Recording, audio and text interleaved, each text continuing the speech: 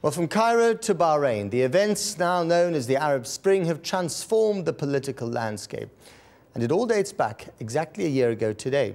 An event that hardly anyone would have taken note of at the time, but which has ended up changing the region and indeed the world. One man's ultimate sacrifice proved the spark that lit the bonfire of disgust at the catalogue of misrule, from government corruption to economic mismanagement. The rest is history, still unfolding chaotically from day to day and country to country. Today, thousands of people attended a rally near Tunis in memory of Mohamed Bouazizi. Well, I'm joined now by Yusra Ghannouchi, an international spokesperson for the moderate Tunisian Islamist party Ennahda and daughter of its leader, Rached Ghannouchi. Welcome to the program. Thank you. I mean, it's so hard to imagine any of the things that have unfolded dramatically across the region and your country in the last year. But do you think that that much has really changed in Tunisia?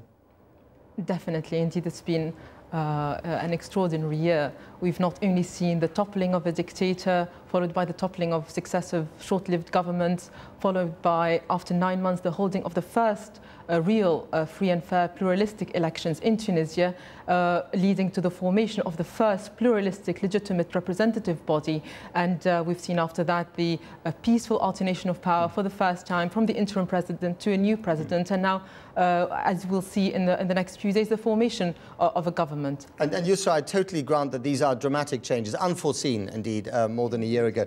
But there are quite a few people in your country, people who are very active in this revolution, who say, you know what, if you look at the people below the top level of leaders, below people like your father, actually, it's the same people who were running the country before. The apparatchiks are still in place.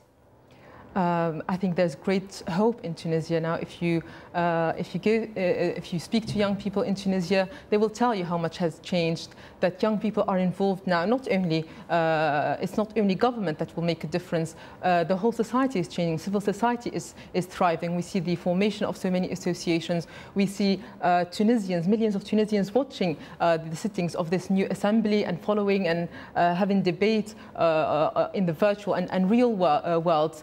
So we see this real culture of engagement taking place in Tunisia, and that's definitely new in Tunisia and in the region. And yes, there are many aims of the revolution that have not been achieved yet. The establishment of a real democratic system, the achievement of balanced regional development. Yes, these are still to be achieved, but we've seen the ground being put in place. But when we just had this whole string of stories, one of them about Egypt, where the situation really has got very ugly indeed. Are you afraid that the kind of violence in transition that we're seeing in Egypt could wash up on your shores as well? I think Tunisia has inspired the world through its revolution, through the holding of peaceful elections, free and fair elections. But transitions are always tough, aren't they? And the transition is taking place in Tunisia peacefully, consistently. It's taken time, but it's going forward very positively, and people are very optimistic at the moment. Just one other question, Yusra, if I may. I mean, you represent a moderate Islamic party.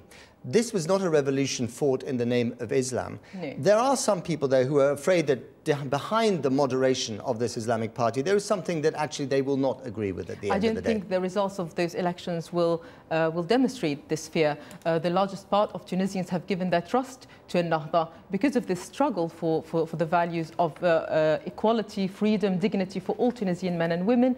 And they have given their trust to other parties.